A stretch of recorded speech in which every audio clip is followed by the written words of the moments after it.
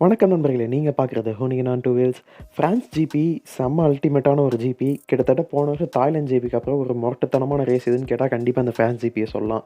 ஏன்னா பேட்டில் எல்லாமே பார்த்தீங்கன்னா, சும்மா வெறித்தனமா இருந்துச்சு. ஸோ இந்த ஃபிரான்ஸ் ஜிபிய பத்தி எல்லாத்தையும் அள்ளிக்கிட்டு வந்திருக்கேன். வாங்க வீடியோக்குள்ள போகலாம். இந்த வெள்ளிக்கிழமை நடந்த ஃப்ரீ பிராக்டிஸ்லேருந்தே மார்ட்டினோட ஸ்பீடு பார்த்தீங்கன்னா, செம அல்டிமேட்டா இருந்துச்சு. மார்ட்டினோட ரேஸ் பேஸ் பார்த்தீங்கன்னா, சூப்பர் அல்டிமேட்டா இருந்துச்சு. அது மட்டும் இல்லாம சிங்கிள் லேப் டைம் அட்டாக்கும் பார்த்தீங்கன்னா, பயங்கரமா இருந்துச்சு. இதனால பார்த்தீங்கன்னா, ஓகே மார்ட்டின் ஒரு ஆல் டைம் லேப் ரெக்கார்ட் பண்ணி போல் பொசிஷன்லேருந்து ஸ்டார்ட் பண்ணியிருந்தாங்க. And second place Bagnaia, third place பார்த்தீங்கன்னா மேவரிக் வினியாலிஸ். இதில மார்க் மார்கஸ் பார்த்தீங்கன்னா 13வது இடத்துல குவாலிஃபை ஆயிருக்காங்க. இது வந்து ரொம்ப ரொம்ப ஒரு குறிப்பிடத்தக்க விஷயம். அடுத்ததா சனிக்கிழமை நடந்த ஸ்ப்ரிண்ட் ரேஸும் பார்த்தீங்கன்னா, செம அல்டிமேட்டா இருந்துச்சு. அதில பார்த்தீங்கன்னா, ஹோவே மார்ட்டின் தான் வின் பண்ணாங்க. And second place mark Marcus, third place பார்த்தீங்கன்னா மேவரிக் வினியாலிஸ்.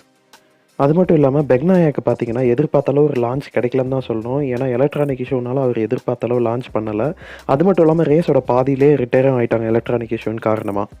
வழக்கமாவே பெக்னாயா பார்த்தீங்கன்னா, ஸ்ப்ரிண்ட் ரேஸ விட கம்பேர் பண்ணும்போது சண்டே ரேஸ் தான் சூப்பரா பெர்ஃபார்ம் பண்ணுவாங்க. அதுக்கு ஏத்த மாதிரி இந்த ஃபிரான்ஸ் ஜிபிலயும் பார்த்தீங்கன்னா, பெக்னாயா மட்டும் இல்லாம மார்க் மார்கஸ் அண்ட் ஹோவே மார்ட்டின் இவங்க 3 பேருமே ரேஸோட ஸ்டார்ட்டிங்லேருந்து கடைசி வரைக்குமே அந்த விக்டரிக்காக பேட்டில் பண்ணாங்க. அது பார்க்கறதுக்கே பயங்கர வெறித்தனமா இருந்துச்சு. இன்னும் சொல்லப்போனா இந்த சீசனோட one of the best race இதுவா தான் இருக்கும்னு நான் நினைக்கிறேன். அதுலயும் ரொம்ப ரொம்ப குறிப்பா சொல்லணும்னா மார்க் மார்கஸோட பெர்ஃபார்மன்ஸ். மார்கஸ் பார்த்தீங்கன்னா 13வது இடத்துல ஸ்டார்ட் பண்ணி செகண்ட் பிளேஸ்ல ஃபினிஷ் பண்ணியிருக்காங்க. இந்த ஃபிரான்ஸ் ஜிபிக்கு அப்புறம் சாம்பியன்ஷிப் ஸ்டாண்டிங்கில பார்த்தீங்கன்னா, மார்ட்டினோட லீடு முன்னத்த விட கம்பேர் பண்ணும்போது இன்னும் அதிகமா இருக்குன்னு தான் சொல்லணும். ஏன்னா கிட்டத்தட்ட மார்ட்டினுக்கும் பெக்னாயாக்கும் 38 பாயிண்ட் அது டிஃபரன்ஸ் வந்துடுச்சு. ஆனா மார்ட்டின தவிர மத்த 4 பேர்த்துக்குமே பார்த்தீங்கன்னா, அதாவது செகண்ட் பிளேஸ்லேருந்து 5த் பிளேஸ்க்குள்ள உள்ள டிஸ்டன்ஸ் பார்த்தீங்கன்னா, வெறும் 10 பாயிண்ட்ஸ் தான் டிஃபரன்ஸ் இருக்கு. அதனால இவங்க யார் வேணுனாலும் சாம்பியன்ஷிப்க்கு ஃபைட் பண்றதுக்கு சான்ஸ் இருக்கு. இந்த ஃபிரான்ஸ் ஜிபி எனையா பாஸ்டனினிக்கு எதிர்பார்த்த அளவு போகலன்னு தான் சொல்லணும். ஏன்னா எனையா பாஸ்டனினிக்கு பார்த்தீங்கன்னா, நல்ல ஒரு குவாலிஃபை ஆகுற அளவு ஸ்பீடு இருந்துச்சு. பட் அன்ஃபார்ச்சுனேட்லி எல்லோ ஃபிளாக்னால அவங்களால ஒழுங்கா குவாலிஃபை ஆக முடியல. அது மட்டும் இல்லாம ரேஸ்லயும் ஒழுங்கா பெர்ஃபார்ம் பண்ண முடியாம போயிடுச்சு. அதுக்கு காரணம் பார்த்தீங்கன்னா, ஒரு லாங் லேப் பெனால்டி. இந்த ஃபிரான்ஸ் ஜிபில ஃபேபியோ டி ஜான்டோனியோக்கும் பார்த்தீங்கன்னா, போடியம்க்கு ஃபைட் பண்ற அளவு ஒரு ஸ்பீடு இருந்துச்சு. பட் அன்ஃபார்ச்சுனேட்லி ஃபேபியோ டி ஜான்டோனியோவும் பண்ண ஒரு மிஸ்டேக்னால அவங்களுக்கு லாங் லேப் பெனால்டி குடுத்துட்டாங்க. அதனால ஃபேபியோ டி ஜான்டோனியோ பார்த்தீங்கன்னா, 6த் பிளேஸ்ல தான் அந்த ஃபிரான்ஸ் ஜிபிய ஃபினிஷ் பண்ணியிருக்காங்க. ஃபேபியோ டி ஜான்டோனியோ மட்டும் போடியம்ல ஃபினிஷ் பண்ணியிருந்தாங்கன்னா, இன்னும் கொஞ்சம் மனசுக்கு ஆறுதலா இருந்திருக்கும். ஃபேபியோ குவார்த்தராரோ இந்த ஃபிரான்ஸ் ஜிபிக்கு பார்த்தீங்கன்னா, அவங்களோட ஹோம் ஜிபி அப்படின்றனால அவங்களோட பைக்கு, லெதர், ஹெல்மெட் அப்படின்னு சொல்லி எல்லாத்துலயும் ஒரு ஸ்பெஷல் லிவரி வந்து யூஸ் பண்ணியிருந்தாங்க. பட் எதிர்பார்க்காத விதமா ஃபேபியோ குவார்த்தராரோ 6த் பிளேஸ்லேருந்து கிராஷ் ஆயிட்டாங்க. ஆனா இது பார்த்தீங்கன்னா, யமஹாக்கு ஒரு பாசிட்டிவ் சைன்னு தான் சொல்லணும். ஏன்னா ஃபேபியோ குவார்த்தராரோ பார்த்தீங்கன்னா, டாப் காய்ஸ்க்கு ரொம்பவே க்ளோஸா தான் இருந்தாங்க கிராஷ் ஆகுறதுக்கு முன்னாடி வரைக்கும். கேடிஎம்க்கும் இந்த ஃபிரான்ஸ் ஜிபிக்கும் இந்த வருஷம் ராசி இல்லன்னு தான் சொல்லணும். ஏன்னா கேடிஎம்மோட பெர்ஃபார்மன்ஸ் பார்த்தீங்கன்னா, ரொம்ப ரொம்ப மோசமா தான் இருந்துச்சு. அது மட்டும் இல்லாம ஒரு பக்கம் பார்த்தீங்கன்னா, பெட்ரோ கோஸ்டா கிராஷ் ஆயிட்டாங்க. இன்னொரு பக்கம் பிராட் பெண்டர் பார்த்தீங்கன்னா, மொத்தம் 4 கிராஷ் இந்த வீக்கெண்ட்ல மட்டும். ஜாக் மில்லரும் கிராஷு, அகஸ்டோ ஃபெர்னாண்டஸும் பின்னாடி தான் ஃபினிஷ் பண்ணாங்க ரேஸ. அண்ட் அடுத்ததா மோட்டோ ஜிபியோட பெரிய டாக்கே பார்த்தீங்கன்னா, ஃபிரான்செஸ்கோ பெக்னாயாவோட டீம்மேட்டா யார் வரப்போறா அப்படின்றது தான். டுகாட்டியோட ஜெனரல் மேனேஜர் ஜிஜி டெலினியா பார்த்தீங்கன்னா, கரண்ட் மோட்டோ ஜிபி பெர்ஃபார்மன்ஸை மட்டும் வச்சு நாங்க பெக்னாயோட டீம்மேட்ட முடிவு பண்ண போறது கிடையாது. எங்க ரைடர்ஸோட பாஸ்ட் ஹிஸ்டரியும் நாங்க தேடி பார்த்து, அதிலிருந்து தான் பெக்னாயோட டீம்மேட்ட நாங்க செலக்ட் பண்ண போறோம் அப்படின்னு சொல்லியிருக்காங்க. இது பார்த்தீங்கன்னா, மறைமுகமா ஃபேக்டரி டுகாட்டி சீட்டுக்கு மார்க் மார்கஸையும் நாங்க கன்சிடர் பண்றோம் அப்படின்றது தான் ஜிஜி டெலினியா சொல்லியிருக்காங்க. இன்னொரு பக்கம் ஹோவே மார்ட்டின் பார்த்தீங்கன்னா, டுகாட்டி என்னை செலக்ட் பண்ணா செலக்ட் பண்ணட்டும். அப்படி ஒரு வேளை என் மேல அவங்களுக்கு நம்பிக்கை வரலன்னா, என்னோட டேலண்ட்ட வேற ஏதாவது மேனுஃபேக்சர் அதாவது எப்ரிலியாவோ இல்ல ஹோண்டாவோ யூஸ் பண்ணிக்கிட்டும். என்னைய டுகாட்டி எடுக்கலனாலும் என்னை எடுக்கிறதுக்கு ஃபேக்டரி டீம்ல ஆள் ரெடியா தான் இருக்காங்க அப்படின்னு சொல்லி ஹோவே மார்ட்டின் சொல்லியிருக்காங்க. அது மட்டும் இல்லாம ஹோவே மார்ட்டின் பார்த்தீங்கன்னா, பெர்ஃபார்மன்ஸை வச்சு மட்டும் பார்த்தா என்ன கண்டிப்பா டுகாட்டி எடுப்பாங்க. அது மட்டும் இல்லாம டுகாட்டிக்கு நான் இதுக்கு மேலயும் ப்ரூவ் பண்ணணும்னு எந்த அவசியமும் கிடையாது. ஏன்னா என்னோட டேலண்ட் ஏற்கனவே எல்லாத்துக்குமே தெரியும் அப்படின்னு சொல்லியிருக்காங்க. அப்படி ஒரு வேளை என்னைய விட்டுட்டு மார்க் மார்கஸ சூஸ் பண்ணாலும், அதுக்கான காரணம் என்ன அப்படின்றது எனக்கு நல்லாவே தெரியும். ஏன்னா மார்க் மார்கஸ்க்கு பார்த்தீங்கன்னா, ஒரு பெரிய ஃபேன் ஃபாலோவிங் இருக்கு. அதனால மார்க் மார்கஸ யூஸ் பண்ணி டுகாட்டி வந்து அவங்களோட பைக்க நெறைய பேர்த்துக்கு சேல் பண்ண முடியும். அதனால மார்கஸ் அவங்க செலக்ட் பண்ணாலும், அதில ஆச்சரியப்படுறதுக்கு ஒண்ணும் இல்ல அப்படின்னு ஹோவே மார்ட்டின் சொல்லியிருக்காங்க.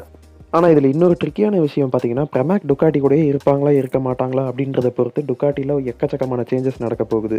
ஏன்னா, பிரமாக் டுகாட்டிய விட்டுட்டு போயிட்டாங்க அப்படின்னா, பிரமாக் கிட்ட இருந்த 2 பைக்ல ஒரு பைக் பார்த்தீங்கன்னா, கிரெஸினி ரேசிங்க்கு போகும். இன்னொரு பைக் பார்த்தீங்கன்னா, VR46 டீமுக்கு போகும். அப்படி ஒரு வேளை இது நடந்துச்சு அப்படின்னா, கிரெஸினி டீம்லயே மார்க் மார்கஸ் ஸ்டே பண்றதுக்கான வாய்ப்பு இருக்கு. ஏன்னா, அந்த டீம்லயே மார்க் மார்கஸ் பார்த்தீங்கன்னா, ஹேப்பியா தான் இருக்காங்க. அந்த இடத்துல லேட்டஸ்ட் பைக்கோட ஹேப்பியா இருந்தாங்க அப்படின்னா, மார்கஸ்க்கு ஒரு நல்ல டீல்ன்னு தான் சொல்லணும். டுகாட்டிக்கு பார்த்தீங்கன்னா, வருஷா வருஷம் அவங்களோட பைக்குக்கு யார் வரப்போறான்றத செலக்ட் பண்றதே பார்த்தீங்கன்னா, ஒரு பெரிய தலைவலி பிடிச்ச வேலையா தான் இருக்கு. ஆனா, அதையும் தாண்டி ரைடர்ஸ் மட்டும் இல்லாம, இப்ப டீமே அவங்கள விட்டு கைய விட்டு போகிற ஒரு நிலைமையில இருக்கு. ஸோ Pramac Ducati கூடயே இருக்குமா? இல்ல Yamahaக்கு போயிடுமா? இத பத்தின டிசிஷன் பார்த்தீங்கன்னா, அவங்க முஜல்லாக்குள்ள எடுத்தே ஆகணும். அது மட்டும் இல்லாம பெக்னாயோட டீம்மேட் யாருங்கிறதையும் முஜல்லாக்குள்ள அவங்க எடுத்தே ஆகணும். ஸோ பெக்னாயோட டீம்மேட் யாரு? அண்ட் Pramacோட ஃபியூச்சர் என்னவா இருக்க போகுது? இத பத்தி உங்களோட கருத்து என்ன? அப்படின்றத கண்டிப்பா கீழ கமெண்ட்ஸ்ல எனக்கு சொல்லுங்க. அண்ட் அடுத்த ஒரு முக்கியமான விஷயம் பார்த்தீங்கன்னா, மெச்லின் வந்துட்டு அவங்களோட கான்ட்ராக்ட்ட MotoGP கூட எக்ஸ்டெண்ட் பண்ணியிருக்காங்க. அதாவது அடுத்த 2 வருஷத்துக்கு 2025 அண்ட் 2026 இந்த 2 வருஷத்துக்கும் பார்த்தீங்கன்னா, மெச்லினே தான் டயர் சப்ளையரா இருக்க போறாங்க. நம்ம சேனல்லேயே 2 நாளைக்கு முன்னாடி 2027 MotoGP பைக்ஸில என்னென்ன சேஞ்சஸ் வரப்போகுது அப்படின்றத ஃபுல்லா எக்ஸ்பிளைன் பண்ணி ஒரு வீடியோ போட்டிருந்தேன். உங்களுக்கு டைம் இருந்தா அத செக் பண்ணி பாருங்க. அந்த வீடியோல பார்த்தீங்கன்னா, ஹோல் ஷாட் டிவைஸையும் 2027லேருந்து பேன் பண்ண போறாங்க. அத ஆட் பண்ணாம விட்டுட்டேன். நான் மறந்துட்டேன். அதுக்காக என்னை மன்னிச்சிருங்க. அண்ட் கடைசி நியூஸ் பார்த்தீங்கன்னா, உண்மையான ஒரு சோகத்திற்கான நியூஸ்ன்னு தான் சொல்லணும். ஏன்னா போன வருஷம் தான் பார்த்தீங்கன்னா, MotoGP இந்தியால முதல் முறையா வந்துச்சு. ஆனா இந்த வருஷமே பார்த்தீங்கன்னா, அதுக்கு ஆப்பு வச்சுட்டாங்கன்னு தான் சொல்லணும். ஃபயர் ஸ்ட்ரீட் ஸ்போர்ட் அப்படின்ற ஒருத்தங்க தான் பார்த்தீங்கன்னா, MotoGP வந்து இந்தியால நடத்தியிருக்காங்க. ஆனா, அவங்க பார்த்தீங்கன்னா, போன வருஷம் MotoGPக்கு குடுக்க வேண்டிய காச பார்த்தீங்கன்னா, இன்னும் குடுக்காம இருக்காங்க. அதனால பார்த்தீங்கன்னா, மே மாசம் 20ஆம் தேதிக்குள்ள அந்த பேமெண்ட் முடிக்கல அப்படின்னா, MotoGP இந்த வருஷம் இந்தியாவுக்கு வர்றது பார்த்தீங்கன்னா, சாத்தியமே கிடையாது அப்படின்ற மாரி சொல்லியிருக்காங்க.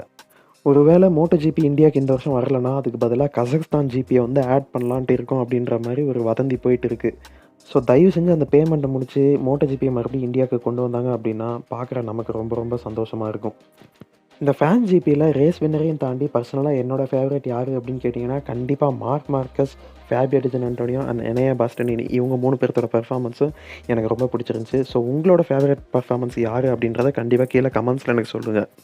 அண்ட் இந்த வீடியோ உங்களுக்கு பிடிச்சிருந்துச்சுன்னா லைக் பண்ணுங்கள். உங்கள் ஃப்ரெண்ட்ஸ் அண்ட் ஃபேமிலியில் யாருக்காவது MotoGP பிடிக்கும்னா அவங்களுக்கு கண்டிப்பாக இந்த வீடியோ ஷேர் பண்ணுங்கள். மறுபடியும் இதே மாதிரி வேறு ஒரு வீடியோவோட உங்களை வந்து சந்திக்கிறேன். தேங்க்ஸ் ஃபார் வாட்சிங் this video. See you in next video. Bye bye.